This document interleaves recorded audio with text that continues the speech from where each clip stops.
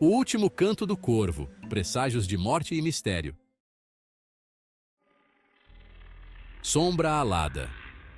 Suas asas negras rasgavam o céu carregado de chuva. Um grasnar rouco ecoava por toda a vila. O corvo pousou no topo da igreja, um prenúncio de tempos ruins. Ninguém ousava encarar a criatura. Seus olhos negros pareciam penetrar a alma, revelando segredos há muito esquecidos. Medo e apreensão tomavam conta de qualquer um que cruzasse seu caminho. A cada aparição, a mesma pergunta nos lábios de todos: quem seria a próxima vítima? Névoa perpétua. Um manto de mistério que nunca se dissipava. A vila de São Miguel do Lago era um lugar esquecido no mapa, um refúgio de tempos imemoriais. Envolta em uma névoa eterna, a atmosfera era pesada, carregada com o peso de segredos ancestrais. Cada canto da vila parecia sussurrar histórias de outrora. As ruas de pedra, gastas pelo tempo, contavam histórias de um passado sombrio. Pedras que testemunharam gerações de vidas e mortes, de amores e desilusões. Histórias sussurradas, de maldições antigas e tragédias inexplicáveis. Os moradores falavam de espíritos inquietos e de sombras que se moviam à noite. No coração da vila, um lago espelhava a escuridão do céu. Suas águas eram profundas e misteriosas, refletindo não apenas o céu, mas também os segredos da terra.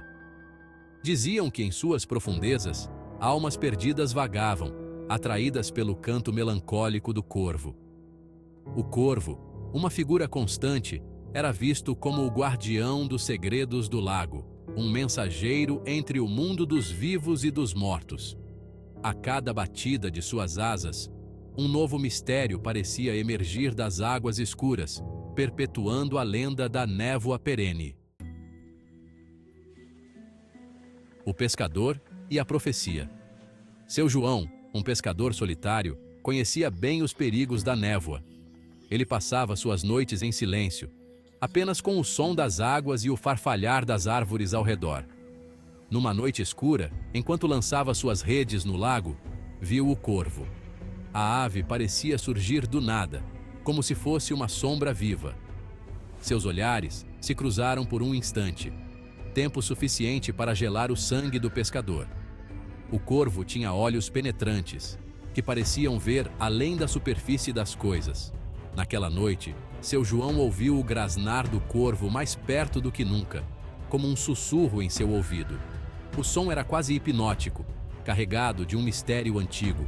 Um presságio? Uma ameaça? Ele não sabia ao certo, mas sentia que algo estava para acontecer.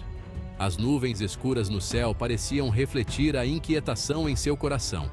Ele não sabia, mas a partir daquele dia, a sombra do corvo o perseguia. Onde quer que fosse, sentia a presença da ave, como se estivesse sendo vigiado. Seu João começou a perceber que o corvo não era apenas um pássaro comum. Havia algo de sobrenatural em sua presença. Algo que ele não conseguia explicar. A cada noite, o corvo se aproximava mais, e seu João sentia que uma profecia estava se desenrolando diante de seus olhos. Ele sabia que sua vida nunca mais seria a mesma. Sussurros da mata. A floresta que abraçava a vila era um labirinto de sombras e mistérios. Diziam que o corvo tinha seu ninho no coração da mata, protegido por entidades ancestrais. À noite, o vento trazia os sussurros da floresta, histórias de gente que se perdeu na escuridão para nunca mais voltar. O corvo era o guardião da floresta, testemunha silenciosa de seus segredos. A maldição da meia-noite. A cada lua cheia, a sombra do corvo se esticava sobre a vila, anunciando a chegada da meia-noite.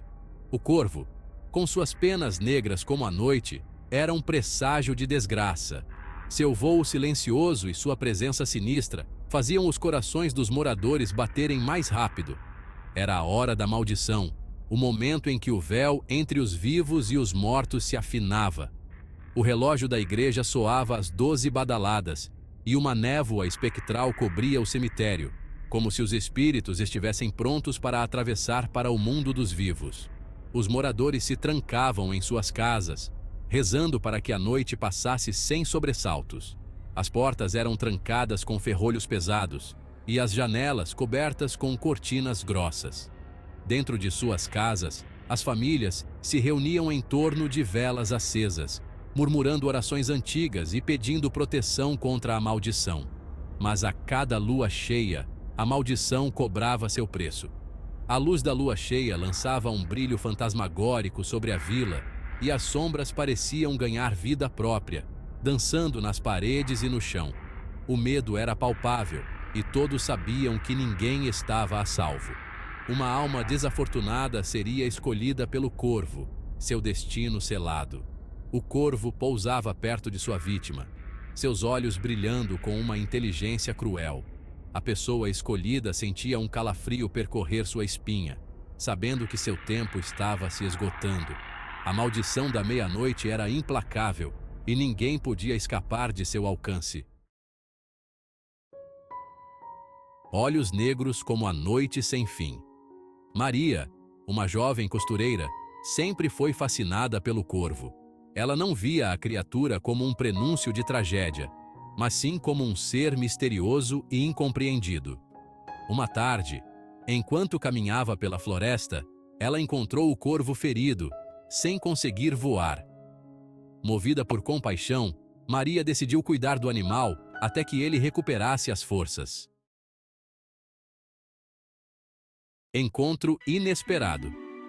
Maria levou o corvo para casa e cuidou de suas asas machucadas. Conforme os dias viravam semanas, ela começou a sentir uma ligação inexplicável com a criatura. O corvo parecia retribuir sua bondade, grasnando suavemente e permitindo que ela acariciasse suas penas negras.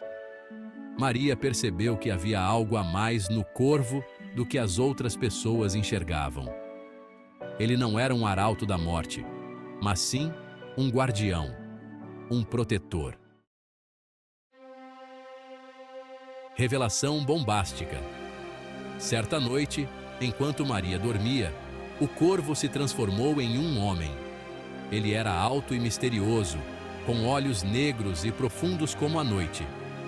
Ele revelou a Maria que era o espírito protetor da vila, condenado a vagar na forma de um corvo por causa de um pecado do passado. A maldição só poderia ser quebrada por alguém que não o temesse, alguém que enxergasse a bondade em seu coração. O corvo e o destino. Maria era a chave para libertá-lo. Mas, para isso, ela teria que fazer um sacrifício. Ela teria que deixar a vila para sempre, tornando-se a guardiã da floresta em seu lugar. O corvo e o destino da vila estavam agora nas mãos da jovem costureira.